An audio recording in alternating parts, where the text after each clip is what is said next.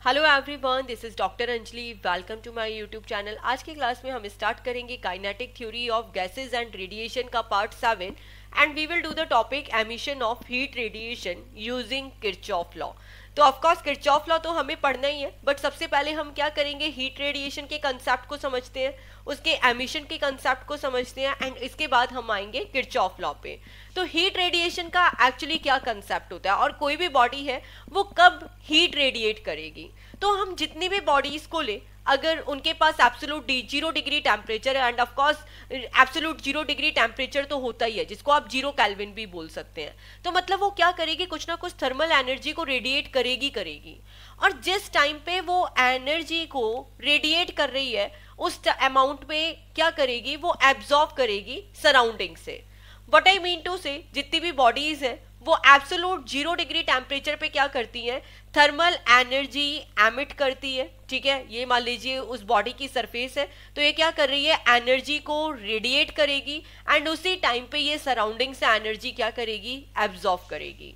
अब हमें कैसे पता चलेगा कि ये किस अमाउंट में एनर्जी रेडिएट कर रही है या किस अमाउंट में वो एब्जॉर्ब कर रही है। तो ये रेडिएशंस हैं, ये किस पे डिपेंड करती हैं, जो अमाउंट है रेडिएशन का ये किस पे डिपेंड होता है, एक तो नेचर पे कि ये सरफेस किस टाइप पे की है, सरफेस किस नेचर की है, दूसरा इसका एरिया कितना है एंड थर्ड वन इसका टेम्परेचर कितना है। तो ये तीनों क्वांटिटीज, तीनों पैरामीटर बहुत इंपॉर्टेंट है किस अमाउंट में एनर्जी रेडिएट हो रही है उसको स्टडी करने के लिए। अब आपको ये भी पता होगा कि बेटा जो हॉटर बॉडीज होती हैं वो एनर्जी ज्यादा रेडिएट करती हैं rather than cooler bodies. Of course अगर मान लीजिए एक जगह 70 डिग्री टेम्परेचर है और एक जगह 30 डिग्री टेम्परेचर है, तो यहाँ पे एनर्जी का ट्रांसफॉर्मेशन किस तरीके से होगा, हायर टू लोअर साइड। ठीक है, higher temperature to lower temperature. तो नाउ वी कैन से कि जो हॉटर बॉडीज हैं वो ज्यादा रेडिएट करती हैं rather than cooler bodies. Okay, and the last one इसकी जो लाइट बॉडीज होती है ना बेटा, वो क्या करती है, रिफ्लेक्ट करती हैं, और जो डार्क कलर होते हैं वो क्या करते हैं, एब्जॉर्ब करते हैं। ठीक है, अगर आप लोगों ने देखा भी होगा कि जो ब्लैक कलर है, ब्लैक कलर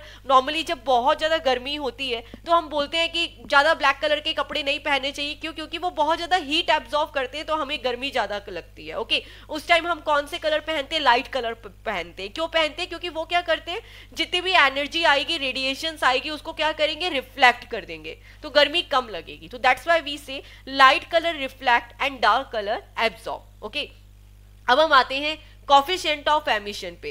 अब एग्जैक्टली कॉफिशिएंट ऑफ एमिशन होता क्या है, हम क्या करते हैं, वो किस अमाउंट में एमिट कर रहा है, ठीक है, किस अमाउंट में इसका एमिशन हो रहा है उसको कंपेयर करते हैं। लेकिन कंपेयर कैसे करेंगे भाई, हमें ये तो देखना है, कॉफिशिएंट ऑफ एमिशन में हमें ये फाइंड आउट करना है कि वो किस अमाउंट में एमिशन कर रहा है। लेकिन उसे कंपेयर किससे करते हैं, ब्लैक बॉडी से कंपेयर करते हैं। किससे कंपेयर करते हैं, ब्लैक बॉडी से कंपेयर करते हैं। तो ई का फॉर्मूला क्या लिखा हमने, R अपॉन RB। ठीक है, what is R, emissive power, ये तो रेशियो ही है of course, emissive power of the surface. ठीक है, उस सरफेस की कितनी पावर है, ठीक है, ये हो गया एमिसिव पावर, और इज द एमिसिव पावर उस सरफेस की कितनी है, और इसको किससे हम कंपेयर करेंगे, emissive power of the black body surface. तो दिस इज अवर फॉर्मूला। अगर हम परफेक्ट ब्लैक बॉडी के लिए देखें तो ई की वैल्यू क्या होती है, 1 होती है, क्योंकि वी नो वेरी वेल कि जो भाई ब्लैक बॉडी है वो सबसे ज्यादा एमिट करेगी चीजों को, उसका एमिशन सबसे ज्यादा होगा। और जो परफेक्ट रिफ्लेक्टर है, the equation is the same, A plus R plus T। और जो परफेक्ट रिफ्लेक्टर है, मतलब यहाँ पे R की वैल्यू क्या हो गई, 1 हो गई, तो वो क्या उसका एमिशन हो पाएगा, नहीं हो पाएगा। तो वहां पे E की वैल्यू क्या हो गई, 0 हो गई। तो सबसे पहले आपको फॉर्मूला पता होना चाहिए, कॉफिशिएंट ऑफ एमिशन का फॉर्मूला क्या होता है, R upon RB। What is R, emissive power of surface, and what is RB, emittive power of the black body surface. Okay, अब देखिए एक क्वेश्चन है जो एमसीक्यूज में बार बार बनता है। ठीक है, देखिए फर्स्ट टाइप ऑफ क्वेश्चन की जो ये थर्मल एनर्जी रेडिएशन है किस पे डिपेंड करता है, हम ऑलरेडी पढ़ चुके हैं, nature of the emitting surface, area और टेम्परेचर पे। ठीक है, ये एक एमसीक्यू का क्वेश्चन हुआ। द सेकंड क्वेश्चन ये आता है कि एमिटिव पावर जो होती है, एमिसिविटी होती है, वो किस में ज्यादा होती है, एमिशन किस में ज्यादा होता है, रफ सरफेस में या पॉलिश सरफेस में।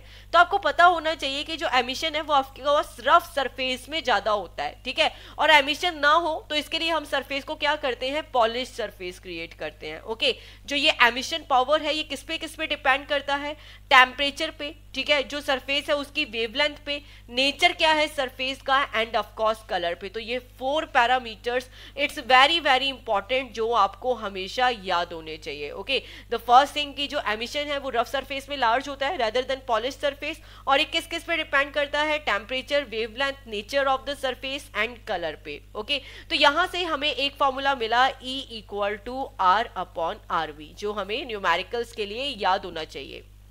अब देखिए, अगर मान लीजिए कोई बॉडी है वो रेडिएशन को एब्जॉर्ब कर रही है, अगर कोई बॉडी रेडिएशन को एब्जॉर्ब कर रही है तो उसके पास एनर्जी ज्यादा हुई या कम हुई?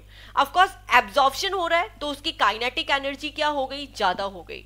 और अगर वो रेडिएट कर रही है, अगर कोई बॉडी रेडिएट कर रही है मतलब निकाल रही है अपने में से, तो क्या हुआ, काइनेटिक एनर्जी इंक्रीज हुई या डिक्रीज हुई? तब काइनेटिक एनर्जी क्या हुई, डिक्रीज हुई। ओके, तो ये कंसेप्ट है। अब इसको हम एक बार टेम्परेचर से भी रिलेट करते हैं। मान लीजिए एब्जॉर्प्शन ज्यादा हो रहा है, वो ज्यादा अमाउंट में ले रही है, और रेडिएट कम अमाउंट में कर रही है, निकाल कम अमाउंट में रही है, तो टेम्परेचर क्या हुआ, ज्यादा हुआ। Of course in the same वे अगर कोई बॉडी एब्जॉर्ब कम कर रही है एंड रेडिएट ज्यादा कर रही है, तो क्या हुआ, टेम्परेचर वहां पे कम हो गया, क्योंकि रेडिएशन ज्यादा है, एब्जॉर्प्शन कम है, और एब्जॉर्प्शन और एमिशन दोनों की दोनों इक्वल है, तो टेम्परेचर क्या रहता है, कांस्टेंट रहता है। तो यहाँ पर हमने क्या किया, जो एब्जॉर्प्शन और रेडिएशन है उसको काइनेटिक एनर्जी से कंपेयर किया, इसी के साथ उसे टेम्परेचर से कंपेयर किया, और ये किन किन चीजों पे अफेक्ट करते हैं ये ऑफ कोर्स हम स्टडी कर चुके हैं। The amount of heat radiation, जिसे हम किससे डिनोट करते हैं, क्यू से डिनोट करते हैं, किस किस पे डिपेंड करते हैं, तो यहाँ पे हम मैथमेटिकली इसका फॉर्मूला लिखते हैं, क्योंकि थ्योरेटिकल तो हम देख चुके हैं। Absolute temperature, nature of the body, किस टाइप का है, सरफेस है, पॉलिश्ड है या नहीं है, जैसे हमें पता है सरफेस है, सरफेस में क्या होता है, एमिशन ज्यादा होता है, इन द सेम वे उसका सरफेस एरिया कैसा है। ओके, इन द सेम वे वो टाइम ड्यूरेशन कितना ले रही है। तो आपको ये चीज ध्यान रखना है, जो कैपिटल टी है that is the temperature and small T is the time. अब यहाँ पर Q को you can write directly proportional to A, and in the same way you can write directly proportional to the T, it is the time duration। इसके बाद हम formula देखते हैं emissive power का, that is very very important. तो emissive power क्या होती है, क्वांटिटी ऑफ हीट रेडिएटेड, किस अमाउंट में क्वांटिटी हीट रेडिएट कर रही है पर यूनिट एरिया पर यूनिट टाइम। ठीक है, पर यूनिट एरिया पर unit time, quantity of heat radiated. ठीक है, एमिसिव पावर का फॉर्मूला देख रहे हैं, तो कितनी अमाउंट में हीट रेडिएट हुई है पर यूनिट एरिया पर यूनिट टाइम। ओके, तो that is the capital G। Okay, that is यहाँ पे इसका ये फॉर्मूला हुआ R equal to Q upon AT। Okay, तो एज यू नो कि जो परफेक्ट ब्लैक बॉडी है उसकी एमिसिव पावर है मैक्सिमम है, इसका डायमेंशन फॉर्मूला आपको आना चाहिए M1L0T - 3।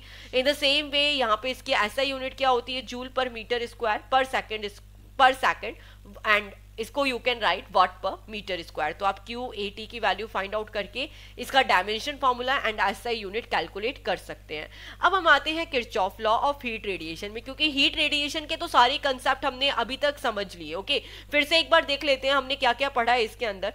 तो सबसे पहले हमने देखा हीट रेडिएशन का बेसिक कंसेप्ट क्या होता है। ओके, इसके बाद हमने देखा कोफिशिएंट ऑफ एमिशन किससे डिनोट करते हैं, एंड देन उसको लिंक किया काइनेटिक एनर्जी एंड टेम्परेचर के थ्रू, एंड देन इसके बाद हमने एमिसिव पावर का फॉर्मूला देखा Q अपॉन AT। अब हम आते हैं किरचॉफ लॉ पे। तो देखो किरचॉफ लॉ ने क्या बोला, R upon A equal to RB. What is the meaning of it? It is the ratio of emissive power. What is the R? R is the emissive power and what is a absorptive power? वो किस amount में absorb कर रहा है। Okay, तो the ratio of emissive power to the absorptive power is constant, और ये constant किसके इक्वल होता है, emissive power of the black body के। आर को किससे डिनोट करते हैं, एमिसिव पावर से, आर भी क्या है, emissive power of the black body. तो once again the ratio of emissive power to the absorptive power is constant and it is equal to the emissive power of the black body. ठीक है, हमेशा constant रहती है, तो ये Kirchhoff ने law दिया था। बट बेटा अभी हमने थोड़े टाइम पहले एक फॉर्मूला पढ़ा है ना, R upon RB equal to E, ये हम ऑलरेडी पढ़ चुके हैं। द कोफिशिएंट ऑफ एमिशन क्या होता है, the ratio of emissive power to the black body emissive power, ये हम ऑलरेडी पढ़ चुके हैं। तो यहां से किरचॉफ ने ये और लॉ दिया R upon A equal to RB, हम ये ऑलरेडी पढ़ चुके हैं। Coefficient of emission R upon RB equal to E, तो हम इन दोनों को इक्वेट कर सकते हैं क्या, ये तो हमने प्रीवियसली पढ़ा अभी है ना, R upon RB equal to E, ये पहले पढ़ लिया। अब हमने ये भी देखा R upon A equal to R B, हम दोनों को इक्वेट कर देते हैं। ओके, तो यहां से देखा जाए तो ये हो गया R upon E equal to R B from the second equation. तो now we can equate R upon A equal to R upon E. तो now you can say R से R कैंसिल आउट हुआ, E इधर गया, A इधर आया, तो now we can say A equal to E। तो now you can say absorptive power is equal to the emissive power. यहाँ पे हमने अच्छे से प्रूव किया। अब इसी पे बेस किरचॉफ लॉ का एक हम डेरिवेशन करते हैं, ठीक है, बहुत इंपॉर्टेंट डेरिवेशन है जिसमें हम इसे प्रूव कर देंगे A equal to E। Okay, तो देखिए इसके लिए हमने क्या किया, एक ऑर्डिनरी बॉडी ली और यहाँ पे जो सेकंड है वो क्या है, ब्लैक बॉडी है, एंड इसके अंदर हमने क्या किया, उसे वैक्यूम कर दिया एंड देन इन दोनों को बिल्कुल कांस्टेंट टेम्परेचर के अंदर हमने लिखा। किसको, ऑर्डिनरी बॉडी को एंड देन ब्लैक बॉडी को। Consider a ordinary body and perfect black body of same dimension suspended in uniform temperature enclosure. Okay, तो हमने सेम टेम्परेचर के अंदर लिखा। अब हम यहाँ पे इक्वेट करते हैं, तो now we know very well कि जो ये बॉडी O है, सबसे पहले O के लिए देखते हैं, तो ये किस अमाउंट में एब्जॉर्ब करेगी, A इंटू क्यू, है ना, A इंटू क्यू, क्योंकि यहाँ पर वी नो वेरी वेल यहाँ पे जो A बाई क्यू का रेशियो होता है वो कांस्टेंट होगा और जो उसकी एब्जॉर्प्टिव पावर है वो कितनी हो जाएगी, O equal to A Q. तो यहाँ पे हमें फर्स्ट बॉडी से ये समझ आ गया कि वो किस अमाउंट में एब्जॉर्ब करेगा, O equal to A Q, ये हो गया O के लिए। और एमिट कितना करेगा, O इक्वल टू ई। ये दोनों फॉर्मूला आ गए हमारे पास। हम दोनों को, अब हमें ये चीज पता है कि एब्जॉर्प्टिव पावर और जो यहाँ पे एमिशन पावर है दोनों इक्वल होती है, तो हम दोनों को इक्वेट कर देते हैं E equal to A Q. तो Q का फॉर्मूला क्या आया, E अपॉन ए। तो coefficient of emission to the coefficient of absorption is equal to the heat radiated, that is the Q। Okay, अब हम ब्लैक बॉडी के लिए आते हैं। तो ब्लैक बॉडी है, किस अमाउंट में हीट रेडिएट करेगी, that is equal to Q। Okay, क्योंकि ब्लैक बॉडी है, एब्जॉर्प्टिव पावर क्या होगी इसकी, 1 होगी। In the same way B किसके इक्वल हो गया, EB के इक्वल हो गया। एमिट कितना करेगी, जो ब्लैक बॉडी का एमिशन है उसको हमने EB के इक्वेट कर दिया। अब नाउ यू कैन से यहाँ से EB एंड Q कितना हो गए, इक्वल हो गए। ओके, EB एंड Q क्या हो गए, इक्वल हो गए। तो ये यहाँ से हमारे पास सेकंड इक्वेशन आ गई। क्लियर है। तो नाउ यू कैन से यहाँ पर क्या था, E upon A equal to Q थे और यहाँ पे क्या है, Q इक्वल टू EB है। तो हम दोनों को इक्वेट कर दें, E अपॉन ए, क्योंकि हीट तो सेम ही है ना, दोनों सेम टेम्परेचर पे, तो हीट सेम है। E अपॉन ए किसके इक्वल हो गया, EB के इक्वल हो गया। तो now you can say E upon EB equal to A and we know very well E upon EB equal to E also. तो यहाँ से हम इसको इस तरीके से सॉल्व कर सकते हैं। तो ये था लास्ट डेरिवेशन जो हीट रेडिएशन का किरचॉफ लॉ का था। वंस अगेन यहाँ पे सबसे पहले हमने ऑर्डिनरी बॉडी के लिए लिखा, तो ऑर्डिनरी बॉडी के लिए ये किस अमाउंट में एब्जॉर्ब करेगा, O equal to A Q, and किस अमाउंट में एमिट करेगा, O equal to E. In very short, in the same way black body के लिए लिखेंगे, तो इसने कितना एब्जॉर्ब किया, B equal to Q, and कितना एमिट किया, B equal to E B. इन दोनों को इक्वेट किया, यहाँ से हमें मिला A Q equal to E and यहाँ से क्या मिला हमें, Q equal to E B. Okay, अब यहाँ से अगर हम Q को देखें तो कितना हो गया, E अपॉन ए, और यहाँ पे Q किसके इक्वल है, EB के इक्वल है। हम इन दोनों को इक्वेट कर देते, Q की वैल्यू को कितना आया, E upon A equal to EB। Okay, तो यहीं से हमने ये रिलेशन को फाइंड आउट करा, because we know very well E upon EB equal to E भी होता है। ओके, तो A की वैल्यू किसके इक्वल मिल गई, हमें A की वैल्यू मिल गई। तो आज की क्लास में हम लोगों ने टॉपिक कंप्लीट किया, ठीक है, किरचॉफ लॉ का, हीट रेडिएशन के कंसेप्ट का। मिलते हैं नेक्स्ट लेक्चर में नेक्स्ट वीडियो के साथ।